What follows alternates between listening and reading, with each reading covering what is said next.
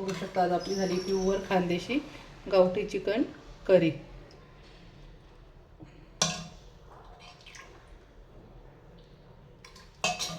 एकच नंबर। चला तर मग वेळ न वाया घालवता एवढे चमचमीत भाजीची झटपट रेसिपी पाहून घेऊया। इथे मी गॅसवर कांदे ठेवून घेतले आहेत जाळीतून। तुम्हाला चिरून दाखवते कशा पद्धतीने केलेले आहे। 1 किलोसाठी 4 कांदे भरपूर झाले।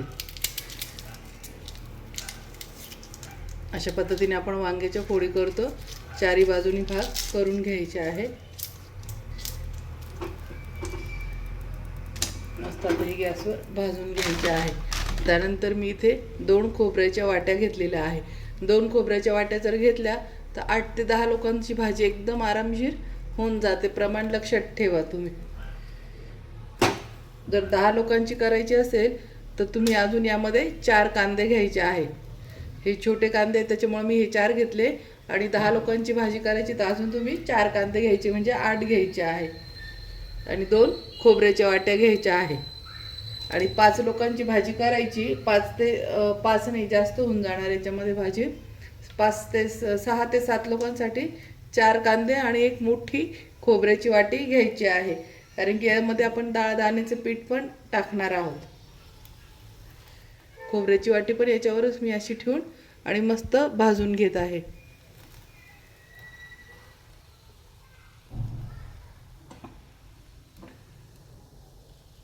मस्त खोबरं पण छान भाजल्या जात आहे।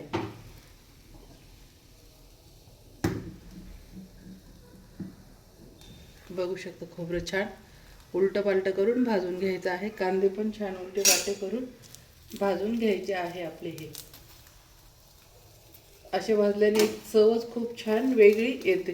जे आपण बारीक चिरून तव्यावरती करतो त्याची चव आणि याच्या चवीमध्ये खूपच फरक आहे। याची चव म्हणजे इतकी छान जे आपण कारणामध्ये भाजी बनवतो सेम तशी लागते। मस्त चारी बाजूनी छान भाजल्या जात आहे। ही भाजी चवीला एवढी अप्रतिम लागते ना की आणि शिळी झाल्यावर तर अजूनच खूपच भारी लागते। ह्या मसाल्याचा एक अर्कच वेगळा उतरतो। आता हे खेड्यातले लोक किंवा खानदेशी लोक त्यांच्याकडे तिकडे चूल असते म्हणून हे चुलीत भाजून घेतात। पण आता आपल्या शहरामध्ये चूल नसल्यामुळे आपण असं गॅसवर जाळी ठेवून भाजून घ्यायची आहे। चव सेम येणार आहे। थोडासा चेंज होतो पण शक्यतो चव छानच येते। मस्त अशी उलटी पालटी करून भाजत राहायची आहे सारखी। एक डायरेक्ट ठेवून द्यायची नाही तर लगेच जळून जाणार। जर समजा तुमच्याकडून खोबऱ्याची वाटी जास्त जळत असेल तर अशी सांडशिला किंवा कुठली पण पकड घेऊन आणि खोबऱ्याची वाटी अशी करून भाजून घ्यायची। बघू शकता किती छान मागून पुढून भाजल्या गेलेली आहे।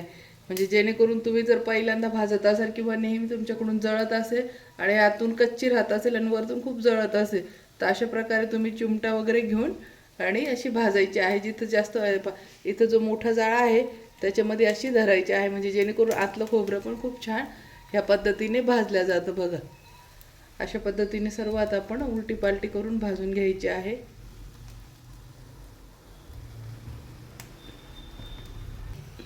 आता इथे आपण अद्रकचा मोठा एक तुकडा घेतला आहे तो पण यावरच टाकून घ्यायचा आहे भाजायला। अद्रक जेव्हा भाजून घेतो तर व्हेज असो की नॉन व्हेज असो म्हणजे आपण शेवभाजी करो किंवा पाटोड्याची रशी चिकन मटन कोणत्याही भाजीला अद्रक जर भाजून घेतलं त्याची चव एक वेगळीच अप्रतिम लागते। कारण की ह्या बारीक बारीक गोष्टी महत्त्वाच्या असतात भाजीला महत्त्व द्यायला आणि चव द्यायला। अद्रक हे नेहमी भाजून घ्यायचं। भाजून घेतल्यावर त्या अद्रकचा एक जो मध्ये वेगळंच ज्यूस तयार होतो स्मोकी ज्यूस तयार होतं आणि ते स्मोकी ज्यूसमुळं भाजीला खूप छान एक वेगळा फ्लेवर येतो आणि खूप छान लागते। त्यामुळे लक्षात ठेवा व्हेज असो की नॉन व्हेज असो भाजीला जेव्हा तुम्ही काळ्या मसाल्याची वाटून भाजी करणार तर त्यावेळेस अद्रक भाजून घ्यायचं आहे। मस्त असं अद्रक आता आपण कांद्यांबरोबरच अद्रक पण छान भाजून घेत आहोत। इथे कांदे पण छान भाजले गेलेले आहे। कांदे साईडला करून घेऊ आणि आता फक्त एवढं अद्रक थोडंसं भाजून घ्यायचं आहे। उलट पालट करून भाजून घ्यायचं आहे। असं त्याच्या आतमध्ये एवढं छान स्मोकी ज्यूस तयार होतं भाजीला। मस्त एक खूप छान वास सुटतं आणि चव पण छान लागते। कच्चं अद्रक कधीच टाकायचं नाही, त्याच्याने ॲसिडिटी पण फार होते. आणि भाजून टाकलं तर त्याची जी तासीर असते गरमीची ती निघून जाते आणि भाजीला चव लागून आणि वरतून आपल्याला ॲसिडिटी किंवा जळजळ होत नाही. बऱ्याच लोकांना काळ्या मसाल्याच्या अशा वाटलेल्या भाज्या खाल्ल्या की छातीमध्ये एकदम जळजळ होतं. आणि कोणाला खूपच जर हायपर ॲसिडिटी असेल, जळजळ होत असेल, तर म्हणजे मी एक औषध आणलेलं आहे, मला खूप पूर्ण फरक पडलेला आहे. तर कोणाला लागत असेल तर मी त्याचा फोटो काढून किंवा नाव देऊन नक्की पाठवेल, ते मला सांगायचं आहे. आता इथे मी गॅस बंद केला आहे. आता हे अद्रक, कांदे आणि खोबरं थोडं थंड होऊ देते. नंतर आपण त्याच्यावरचं हे काळं थोडं थोडं काढून आणि नंतर वाटून घेऊया. आता इथे आपण कांद्यांची थोडी थोडी घाण अशी काढून घ्यायची आहे. जास्त जळेल काढायचं नाही आहे, एकदम किंचित किंचित काढून घ्यायचं आहे. आणि पुढचे टोकं मेन असे काढून घ्यायचे आहे. जे आपण कांदा चिरताना हे तर टोक नेहमी काढत असतो, तर ते टोक काढायचं आहे, जास्त काही काढायचं नाही. आणि अद्रकचं तुम्ही पाहू शकता मी काहीच काढत नाही, अद्रक डायरेक्ट असंच चिरून यात टाकून द्यायचं आहे. आणि तुमच्याकडून जर जास्तच जळायला गेलं असेल तर थोडंसं काढून घ्या, पण काही गरज नसते.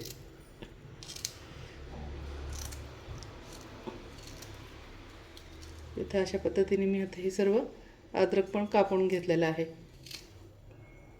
मस्त. आता हे खोबऱ्याच्या वाटीचं पण आपण थोडं थोडं काळं काढून घ्यायचं आहे, तुम्हाला दाखवते.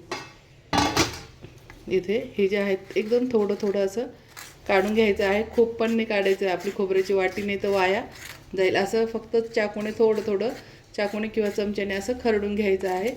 हा जो काळा भाग आहे हा कडू लागू नये म्हणून. कोणी कोणी तर काढत पण नाही, पण मग आपण काढून घ्यायचं आपल्याला, कारण कसं भाजी परफेक्ट बनवायची आहे. आपल्या भाजीला कोणीच नाव नाही ठेवलं पाहिजे. बघू शकता मी खूप नाही काढले, दिसला चाकूला, अशा पद्धतीने थोडंसं खरडून काढलं आहे.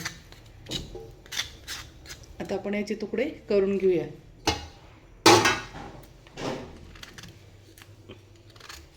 मस्त पाहिलं, आतून सुद्धा ही खोबऱ्याची वाटी खरं भाजण्याचं असतं. बघू शकता जे आपण आता मी खोबऱ्याचं काप केला आहे, हा बघा. आणि याच्या खालचं पण बघा, व्हाईट नाही निघालं, किती छान ब्राऊन कलरचं निघालं आहे. म्हणजे खोबरं किती छान भाजलं गेलेलं आहे. तुम्हाला डायरेक्ट भाजता येत नसेल तर मी जशी पद्धत दाखवली आहे तुम्हाला, चिमट्याने वगैरे सांडशीने धरून आणि तसं कापून घ्यायचं.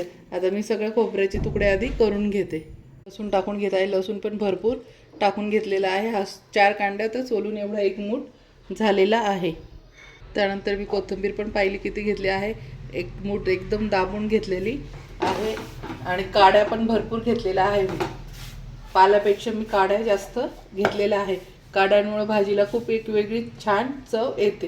तर लक्षात ठेवा, कोथिंबीरच्या काड्या जेवढ्या कवळ्या असेल, ज्या दिवशी चिकन वगैरे बनवायचं, मटण बनवायचं, तर ह्या काड्या टाकायच्या आहे. किंवा मग काड्या काढून आणि फ्रीजमध्ये ठेवून द्यायचं आहे. एका डब्यात जेव्हा मी नॉनव्हेजच्या भाज्या करायच्या तर त्यावेळेस तुम्ही त्या काड्या वापरू शकता. ते नंतर आता इथे मी जिरे टाकून घेत आहे, 1 चमचा मोठा. आता हे मिक्सरला छान बारीक वाटून घेते. अशा पद्धतीने आता आपण मिक्सरला बारीक करून घेतलेला आहे. बघू शकता किती छान वाटण केलं आहे. मी याच्यामध्ये थोडेसे खोबऱ्याचे तुकडे काही काही अख्खल्ले ठेवलेले आहे, म्हणजे बाजूला काढून ठेवले. ते चिकणा मसाला दळल्यानंतर थोडे टाकून आणि पुन्हा एकदा फिरून घेतले आहे. कमेंटमध्ये मला सांगायचं आहे, कोणाकोणाला जे चिकन मटनच्या भाजीमध्ये रश्श्यामध्ये जे खोबऱ्याचे तुकडे येतात, दाताखाली लागतात, तर कोणाकोणाला आवडतात कमेंटमध्ये नक्की सांगायचं आहे. मला तर खूप आवडतात. चला तर मग आता भाजीला फोडणी देऊन घेऊया. घेतलेलं आहे आणि हे स्वच्छ धुवून घेतलेलं आहे. बघू शकता, गावठी म्हणजे RR चिकन आहे. तर हे मी 1 किलो घेतलेलं आहे पूर्ण. आता आपण फोडणी देऊन घेऊया. गॅसवर कुकर ठेवले, कुकर तापले, त्यात तेल टाकले. आता आपण हा जो वाटण बनवून ठेवलं ते वाटण टाकून घ्यायचं आहे.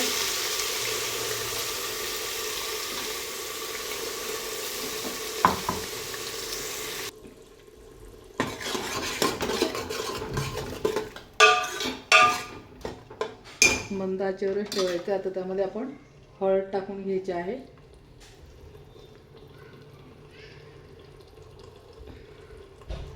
त्यानंतर हा सिक्रेट मसाला आहे, हा टाकून घ्यायचा आहे 2 चमचे. त्यानंतर धना पावडर टाकून घ्यायची आहे. लाल तिखट टाकून घ्यायचं आहे, 1.5 चमचा टाकून घ्यायचा आहे.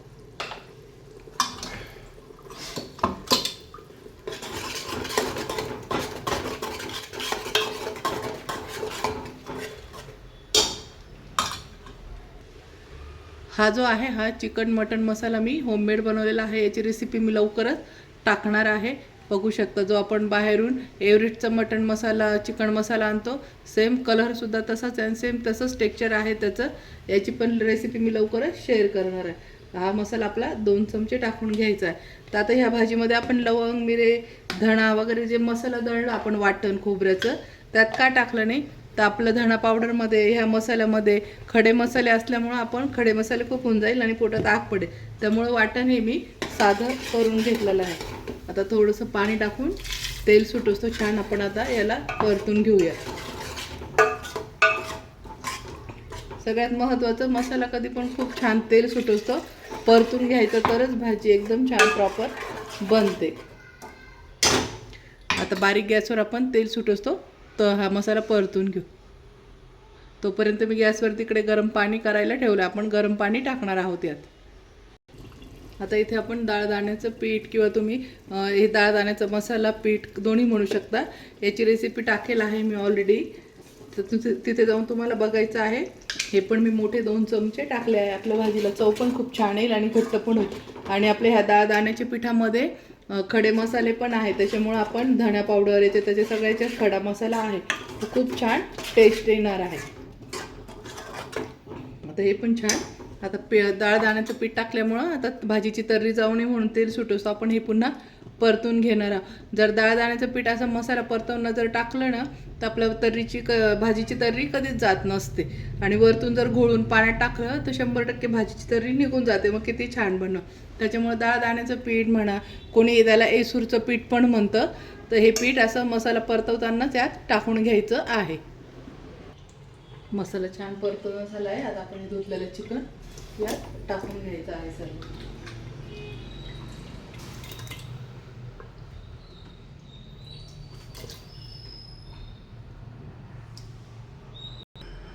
आता चवीनुसार यात आपण मीठ टाकून घ्यायचं आहे. छान आता मोठा गॅस करून आणि परतून घ्यायचा आहे.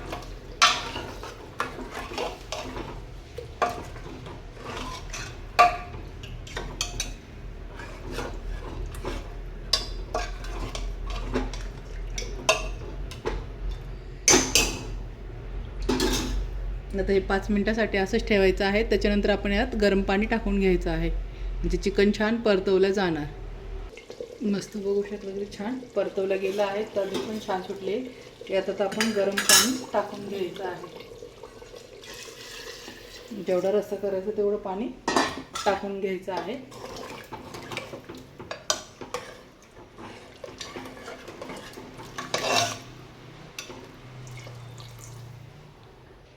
आता इथे कुकरला झाकण लावून आणि आपण आता इथे 3 शिट्ट्या करून घ्यायच्या आहेत. आपण बघून घेऊ. मस्त वा एकच नंबर बघू शकता. आता कोथिंबीर टाकून घ्यायची आहे वरतून.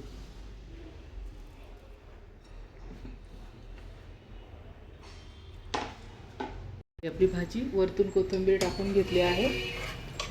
बघू शकता कलर तर्री किती छान आलेली आहे आणि घट्ट पण किती छान झालेली आहे. बघा तुम्हाला आता काढून दाखवते.